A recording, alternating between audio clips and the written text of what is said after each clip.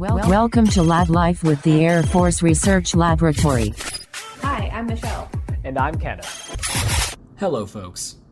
With the 20th anniversary of the September 11th terrorist attacks taking place this year, we spoke with Dr. Stacy Manni to discuss her experiences around the event and how it changed her career trajectory in the fields of chemistry and scientific diplomacy to aid the warfighter both at home and abroad. In 3, 2, 1. Dr. Manni, welcome to the podcast. Thank you, Michelle. I'm very excited about today.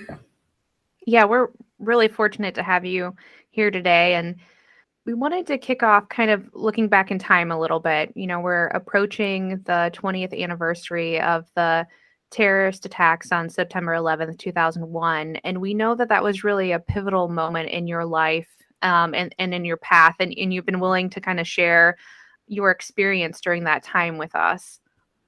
Absolutely. So, yes, September 11th was an extremely pivotal moment, especially for my career, but also just, as a young person. I am from upstate New York, just outside of Albany. And the morning of September 11th, I was home preparing for a PT test. So I had joined the New York Army National Guard in order to help me pay for college. So I was a young person in New York at home, getting ready for a PT test. And that's when I saw the second plane hit the tower, and it became very clear immediately that this was not just some crazy, terrible accident. And that's when, things just totally changed. The phone rang, we were immediately activated, and we had to go to New York City. I was there to support deployments for what we thought were going to be recovery efforts. I had visited New York City a number of times during my life, but that experience will always stick in my head, just being on the streets and seeing these New Yorkers who are usually, full of energy and life and, busy, getting from place to place, just seeming so hollow and shaken and, almost zombie-like, people just stopping on the streets saying, thank you so much for being here, and like hugging you. I mean, it was surreal and so bizarre seeing all of the handmade or computer printed out posters of missing family members. That was so hard. So yes, that experience in New York City was extremely difficult those days. But then it led into a deployment to Kuwait and then Iraq. And so I spent almost 2 years in Kuwait and Iraq, and that was challenging, very challenging. It was between my junior and senior years of college, and going to a foreign country, a desert, being in a non-traditional war zone, meeting Iraqi nationals, and it was very difficult. It was very, very hard being there and interacting with people, especially after being so close to ground zero immediately after the terrorist attacks. It was immediately apparent that I was not made to be a soldier. I mean, I did my job to the best of my ability, made wonderful friends and all of that, but I knew that being a soldier was not going to be for me. And so when I returned, time was pretty much up, and I decided that while I may not be soldier material, I certainly loved soldiers. I loved them for their mission. I loved them for their fearlessness. And so out of college, I planned on working for the Army as a civilian, doing things that impacted soldiers in a way that was more suitable for me and my path. I really appreciate you sharing a beyond challenging time in your life, even from a deployment as a guardsman and to being at ground zero, and reflecting with us now 20 years later. So you felt this call that I want to serve our soldiers. I want to serve our service men and women. So you had an interest in chemistry, and is that what you ended up working with the Army as a civilian for? So I didn't get to work for the Army as a civilian. when I was I was the unit's nuclear biological chemical officer. So I did, the mask fittings and talked a lot about the things that we would do in case of, some sort of a biological or chemical attack. And I did find it interesting, some of the countermeasures and things along those lines. And so those were areas that I was thinking about going into. But when it came time for me to, pick a career path, I had already found a love for chemistry. And I had applied to the SMART program. And so that's how I was picked up as a civilian. Initially, I was going to work in Maryland for a wonderful PI who, because of medical reasons, had to retire. And so I couldn't take that position in Maryland working on chemical warfare countermeasures. But there was a PI, a subject matter expert at Eglin, who was interested in my background. And so I pivoted and took a job with the Air Force. And so that's when I got into munitions and all of that, working in an amazing organization and not working for soldiers. And even sometimes now I'll slip up and call, our airmen soldiers, but, just working for the warfighter in different ways. So I see that transition, and initially you thought you'd continue on with the Army, but through the SMART program, which a lot of really great minds in the lab have come to work through us through that scholarship and employment opportunity. It's pretty cool. But so then you land at the munitions directorate of AFRL at Eglin Air Force Base. And then what kind of work were you doing down there? Well, one of the greatest things about the SMART program is while you're finishing, like in my example, my PhD, I got to go there for 2 summers just to, meet my future coworkers and just ease into and learn what everybody was doing. And so it was a wonderful experience. RW just kind of, gave me like a very small project to kind of get a feel for the things that they do. And so I would just go around and talk to, the different people who are working on different things and learn what they're looking at and why, and what is this munitions and what are the components and how does it, come together. And it was during that time that I started finding some of the areas that I found most interesting, scientific questions that weren't quite being addressed at the time, or some things that I just felt really passionate about. And something that I'm kind of curious of too is working in the academic space, there's a lot of access to cool lab spaces and materials, but really if you go to the lab, it's truly state of the art in, well, every sense of the word. So what was it like for you to actually work alongside these experts and have access to these tools as opposed to what you may have had really only staying in academia? Most of the characterization methods were pretty standard compared to academia, but in academia, it's all about doing the most that you can that has the greatest impact for a publication with like the least amount of money. Where in the Department of Defense, you're working towards a major goal, which has all of these steps from first principles to, small scale practice to large scale to building it up to sending it off to some company or to industry in order to do that part of the process. And so, but the experts that are available and, the ties that we had to like the Department of Energy and to the other labs, the Navy and the Army working alongside us. I mean, that was truly exceptional. And the people who have worked in the field for 20, 30, 40 years. I mean, at Eglin, there were people that have spent their entire careers studying like some fundamental part of that process. And so that was really amazing, just having access to them. Yeah, I think you hit on a really important aspect, which it's not always just the materials or the lab space, it's the people. Like having access to these people who, like you said, could have been from academia, could have been from other labs, other services, wherever they may have come from. They have a wealth of experience that many books or teachers may not be able to fully express. So it's so cool you could work with, that brilliant team and then join it. Absolutely. Absolutely. It's the people, it's the people that make any place. They make places wonderful.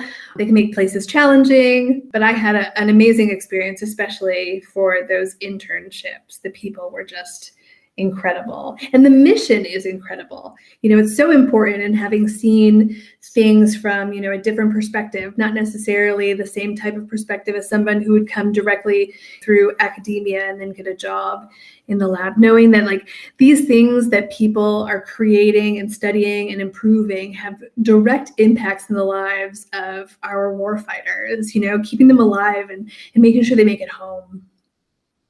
And I'm glad you said perspective, because you had a very unique perspective in describing what you did. You told us that working in the munitions directorate and crafting munitions can be kind of like, or feel like, baking a cake. So and we thought that was very interesting. So can you walk through like that analogy and how it pertains to what you did specifically at Eglin?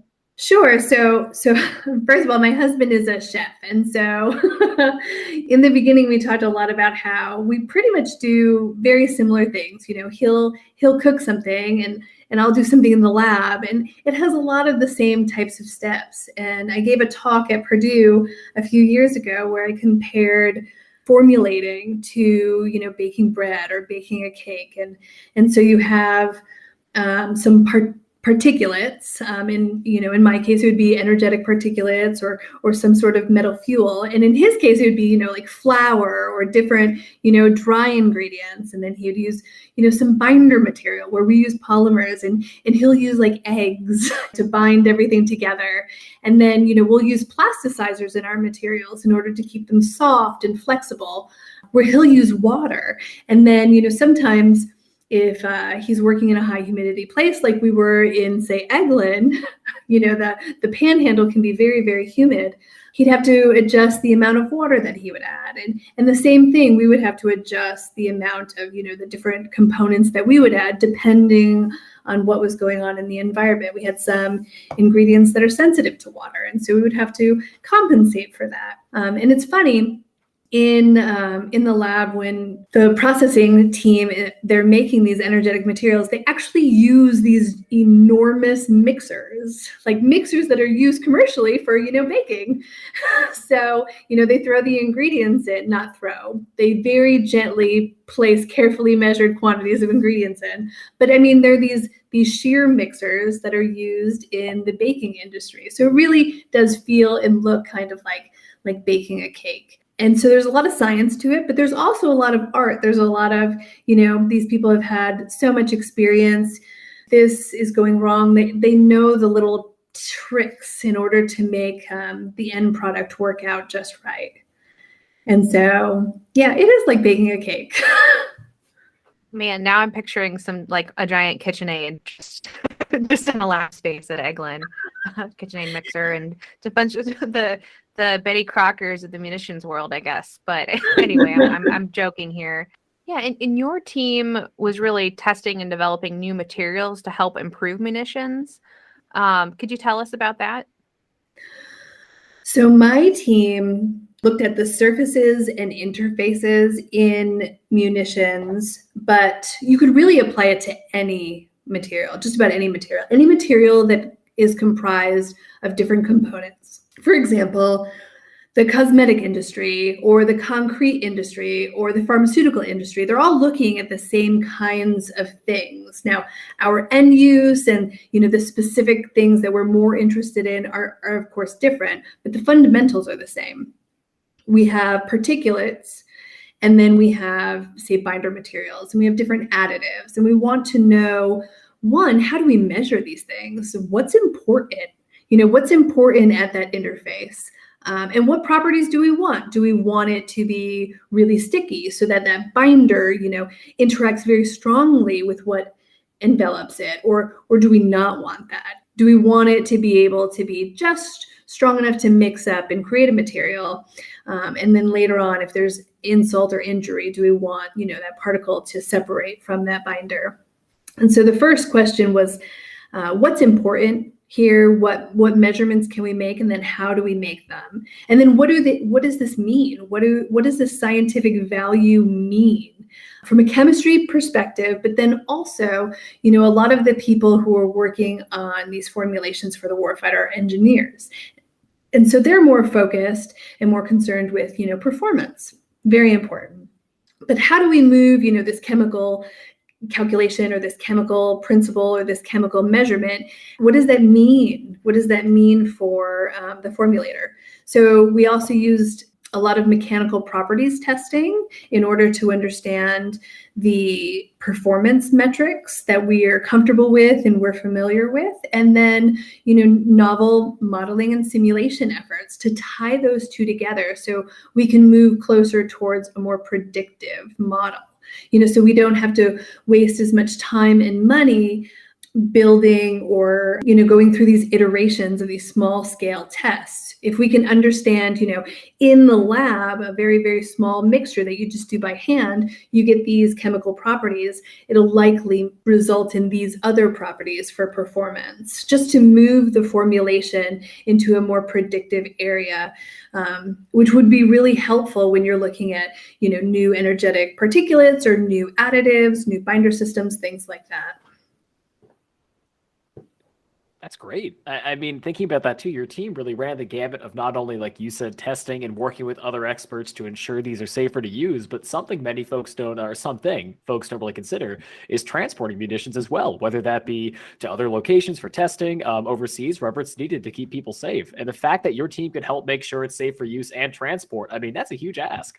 Absolutely. And there are a lot of people who look at, the safety of energetic materials. Our materials are secondary explosives. And so secondary explosives, you don't want them to be too sensitive. You want them to go off exactly when you want them to and not before. And we had people at Eglin whose sole job was to work with the Army and the Navy and to address sensitivity issues, to define sensitivity and to make sure that anything that left the final part of the process was safe to be handled by anyone. Because, mistakes happen. These munitions are very large at times, and, there are bumps and there are things that happen that you never want to put the warfighter at risk. Another way, you've transitioned jobs since your time at Eglin, but you're still helping keep our warfighters safe in a different role.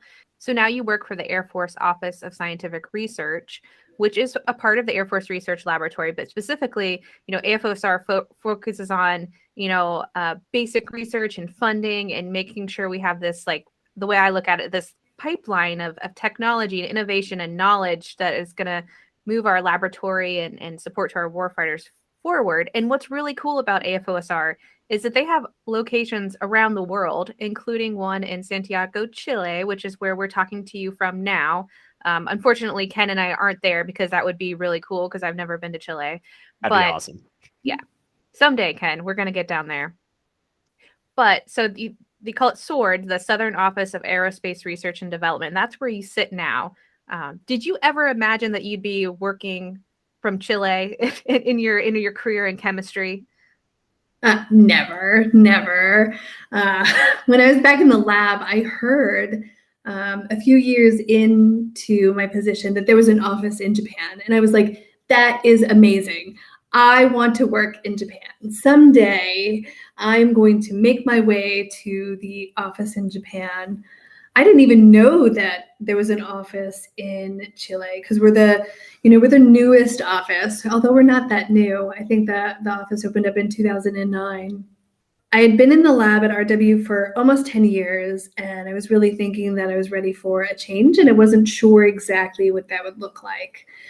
But there was a call from the chief scientist at RW, that the international offices were looking for people to do things. And I think that many subject matter experts or PIs who are in the lab, AFOSR is like our gold standard. It's where everybody, would like to work at some point because you are so influential in directing new projects, funding things. You really focus on a specific area and you just build these collaborations and relationships. So AFOSR has to be like the greatest job on the planet, in my opinion. But to also be able to do it from like a foreign country, I've always loved to travel. When I was in graduate school, I did a period of time at the National Institute for Material Science in Japan, and I loved it. But the SWORD office was looking for somebody to come down, and I had some background in Spanish, and in my opinion, Spanish is is an easier language to learn than Japanese. So, as a family, we decided that South America was where we would like to go. And so I applied. It took almost a year for me to get between that first contact to getting down here. I mean, I can definitely agree. My wife took Japanese for a while in school. And while it's a very fun language to learn, it's not easy, for sure. There's a lot of different written forms, a lot of different ways to speak and use the right kanji. You know it. So to hear you found a place that really fit more with, like, you knew Spanish and could make it work, I mean, that's great. It's still, like you mentioned, in the international scene. So we'd love to hear what you're specifically doing in the office now, and if your your background in chemistry still kind of ties into it. Absolutely. I mean, when you get your PhD, you learn about how to learn a new thing, a whole lot about it, a very specific niche thing, but you also learn how to look at the journal publications and the literature to learn new things. And so I've gone from being very, very, very narrow in the science that I'm working in to being extremely broad. So that was a little bit of an adjustment. My portfolio is chemistry, materials, and biological sciences. And so really anything can fit into my portfolio. I mean, just about anything that we are interested in doing can fit into there.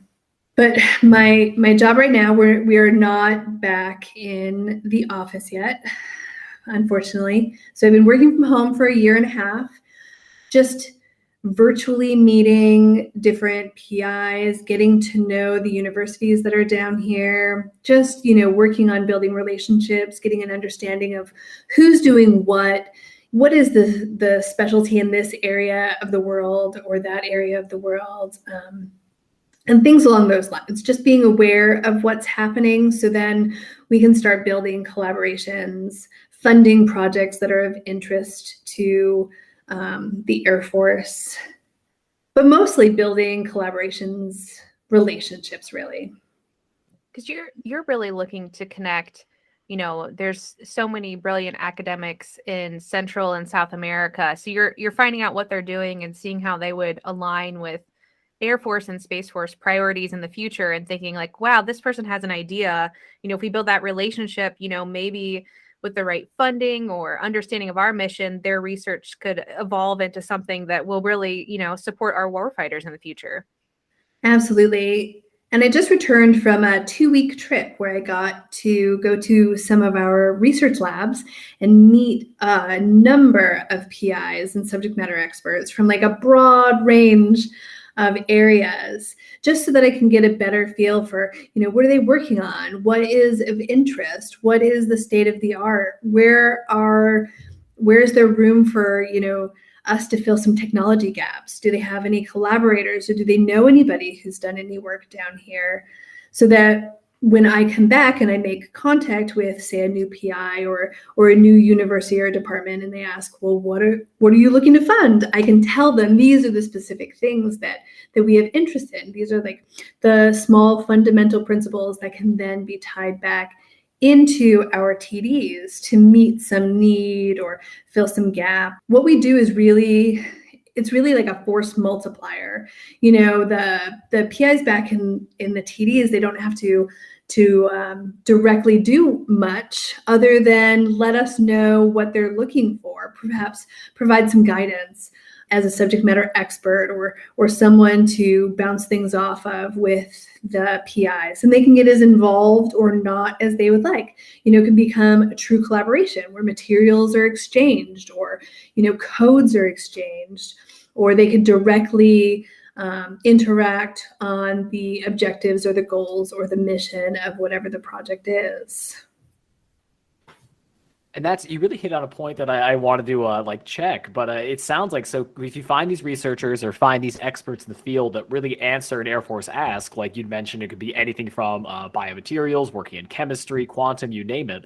So the way you actually connect them then is you contact technical directorates, the AFRL or the PIs that saying, hey, I've been looking for this. You're like, well, I found your guy over here. And you're just the in-between that helps bring them in the room together to start the conversation. Exactly. And it doesn't hurt that we have money to fund things, and people, are always willing to talk to people with money. So that we'll get white papers sent to us either by asking for them, or sometimes we'll just get white papers, and then we'll immediately try to find some TD expert who can help review them. And then we'll go through perhaps an iteration process where we ask the PI down here to clarify things or what have you. And then hopefully, we get to a point where we ask them to submit a proposal. And usually at that point, we have some transition idea in mind. We have somebody back at the lab who either gives their thumbs up, this is amazing, awesome, interesting research that could become something that could be applicable, or this is something that could be applicable now. I am always looking for bridging strong connections, whether we're using Windows on Science and we have one of the PIs from down here go up and give talks so that we can start to build that relationship, or what have you. Having that tech connection and perhaps a collaboration that lives much longer than the grant is really something that I get really excited about. And for some of our listeners that might be newer to some of these terms, like PI, that means principal investigator, not private investigator, like Magnum PI or something. We got Tom Selleck's running around the world or something like that. He was Magnum PI, right? Or do I need to cut this joke out, Ken? I'm getting head nods. Okay, we're good, folks. And then white papers are just kind of like a general report or a synopsis of research that they might think might be relevant. Is that a fair assumption of what a white paper is? Yes, very short, just a short idea of something that they would like to pursue. And something pretty exciting that you're working on, Stacy, is there's this new workshop that's pulling together international teams to focus on chemistry, mechanics, modeling, and simulation, and more. What's going on?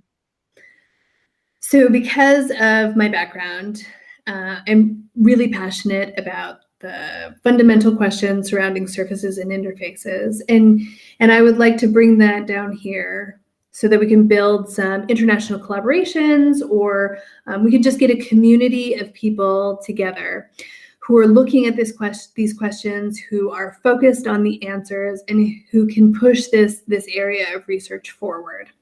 While I may not be directly hands-on in this area anymore, just being involved still is very exciting. And so I've teamed up with RW with some really great researchers, and we put together a workshop that used all of our previous collaborations. So within the Department of Defense, so the Tri-Service, the Army, Navy, and Air Force, and then our DOE, the Department of Energy partners, academia from the US, and then academia from all over the world. We had the Netherlands and Germany and the UK. We had some people from Mexico, from Brazil, from Argentina, and we all just got together and talked about, this is an important area, but what are the most important parts and pieces, and what should we be focusing on?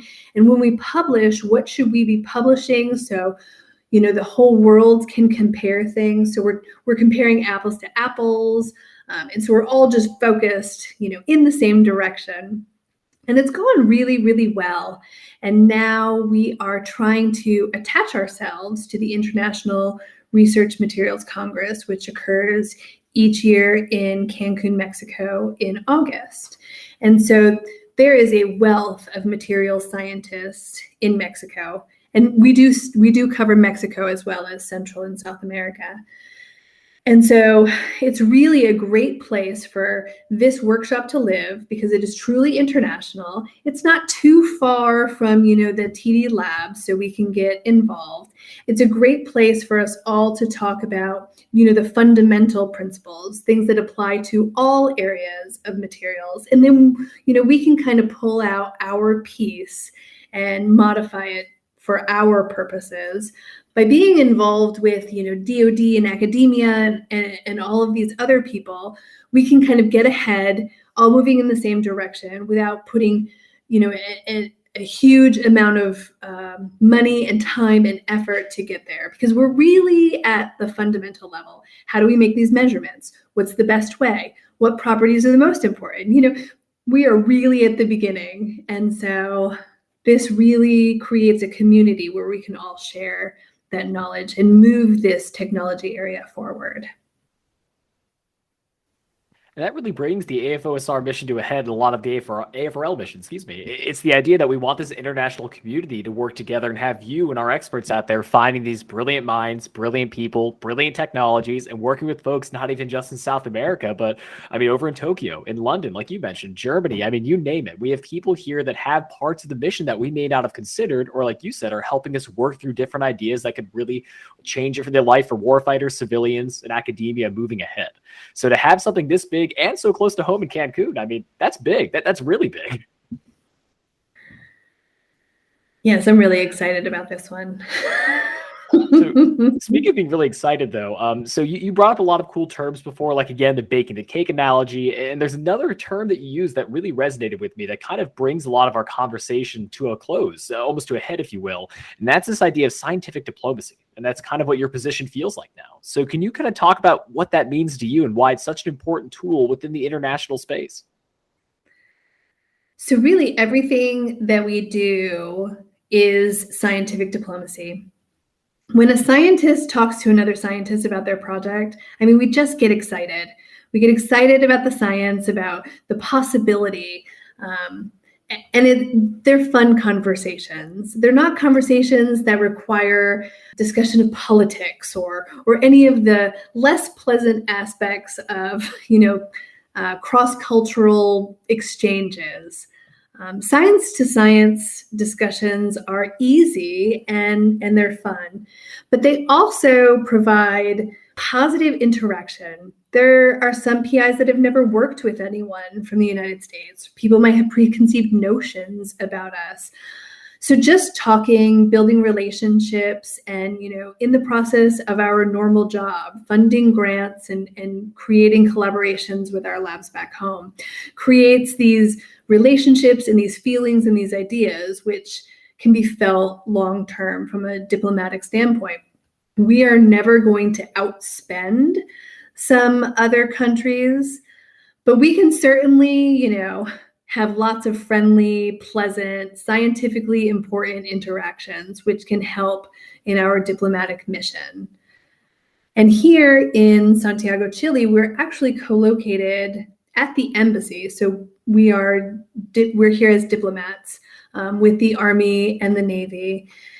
So we do see a lot of the more diplomatic missions, and we do have 2 officers in our office who work almost exclusively, while they still are international program officers, they work pretty exclusively military to military, so working some of those higher level. But like at my level, I am just somebody that loves science, talking to other people who love science, regardless of, who is the new president in whatever country, or, what crazy things may be going on kind of around us. And it's fun and it's exciting to talk about science with people from other places and cultures. But it goes a long way.